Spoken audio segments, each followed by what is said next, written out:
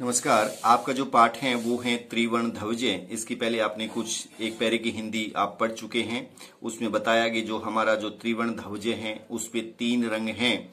उसमें ऊपर सबसे ऊपर केसरिया है, फिर सफेद है, फिर हरा है। उसमें बताया कि जो केसरिया है वो किसका प्रतीक है, सफेद है वो किसका प्रतीक है और जो हरा है वो किसका प्रतीक है।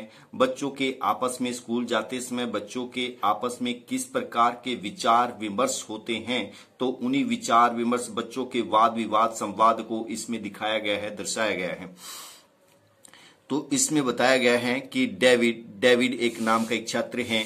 वो कहते हैं आम हाँ कथम न क्यों नहीं ध्वजस्य झंडे के ऊपरी ऊपर स्थित केसर वर्ण है।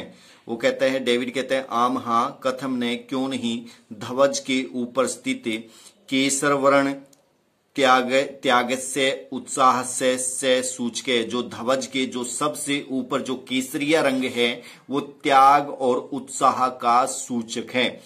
मध्य स्थित जो बीच में जो सफेद रंग है श्वेत वर्ण जो सफेद रंग है झंडे के बीच में जो सफेद पट्टी है वो सात्विकताया सूचिताया च द्योतक है। सात्विकता की और सूचिताया होता है पवित्रता की, द्योतक मैंने सूचक है। जो बीच में जो सफेद पट्टी है वो सात्विकता की और पवित्रता की सूचक है। झंडे के बीच में जो सफेद पट्टी है उसके बारे में बताया है कि इन जो सफेद ये जो 3 रंग लिए गए हैं इन 3 रंगों का अपना महत्व होता है। जो ऊपर सबसे ऊपर जो केसरिया पट्टी है, केसरिया रंग की जो पट्टी है वो क्या है, त्याग और उत्साह का सूचक है। बीच में जो सफेद रंग की जो पट्टी है वो सात्विकता और पवित्रता का सूचक है। इसके बाद इसमें बताया गया है कि अधः स्थित है जो नीचे जो सबसे जो नीचे है, अधः स्थित है नीचे स्थित हरित वर्ण हरे रंग की जो पट्टी है वो वसुंधराया धरती की, सुषमाया सुंदरता की, उर्वतायाश्च और उर्वता की उपजाऊपन की द्योतक मैंने सूचक है। जो नीचे जो हरे रंग की जो पट्टी है वो धरती की सुंदरता और उर्वता का द्योतक है, सूचक है। फिर उसके बाद इसमें जो तेजिंद्र है वो तेजिंद्र कहता है कि सूची ध्वजस्य मध्य एकम नील वर्णम चक्रम वर्तते। झंडे के बीच में एक नील रंग का चक्र भी है। जो झंडा है जो 3 पट्टियां हैं, ऊपर केसरिया है, फिर सफेद है, फिर हरा है, फिर जो तेजिंद्र नाम का एक लड़का है वो कहता है कि इन तीनों के बीच में क्या है, एक नीले रंग का क्या है, एक चक्र है। सूची कहती है आम आम हाँ हाँ इदम अशोकम चक्रम कथ्यते। जो यह चक्र है यह अशोक चक्र कहा जाता है। इदम अशोक चक्रम कथ्यते, यह अशोक चक्र कहा जाता है। एतत् यह अशोक चक्र प्रगति न्याय से च प्रवर्तकम, यह अशोक चक्र प्रगति और न्याय का प्रवर्तक है। सारनाथे सारनाथ में अशोक स्तंभ अस्ति, अशोक स्तंभ है। सारनाथ में अशोक स्तंभ है। तस्मात् एव एतत् गृहीतम, वहीं से यह लिया गया है।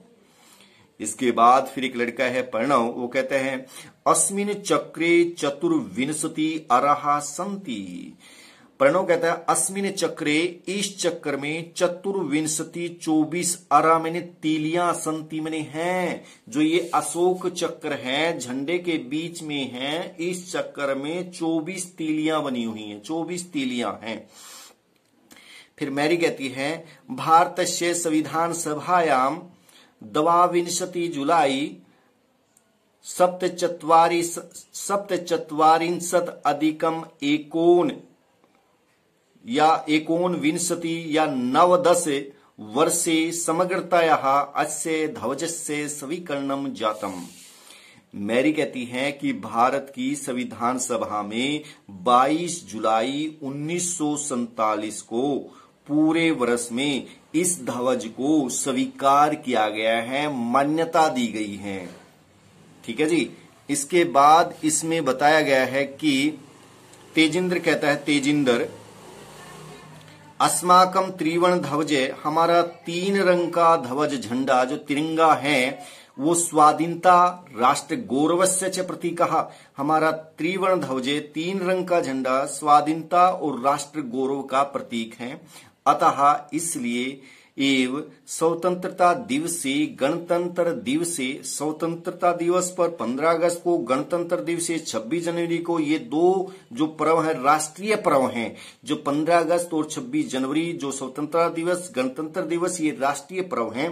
तो इसमें बताता है अतएव इसलिए ही स्वतंत्रता दिवसे, स्वतंत्रता दिवस पर और गणतंत्रता दिवस पर इस ध्वज को उत्तोलनम फहराया जाता है, समारोह पूर्वकम भवति। इस ध्वज को, इस झंडे को फहराना, समारोह पूर्वक इसको फहराया जाता है। अर्थात स्वतंत्रता दिवस और गणतंत्र दिवस को इस झंडे को क्या है, फहराया जाता है। जयतु त्रिवर्ण, जयतु त्रिंगे, त्रिंगे की जय हो, हमारे ध्वज की जय हो। ध्वज जयतु भारतम, और जो हमारा जो भारत देश है उस भारत की जय हो। धन्यवाद।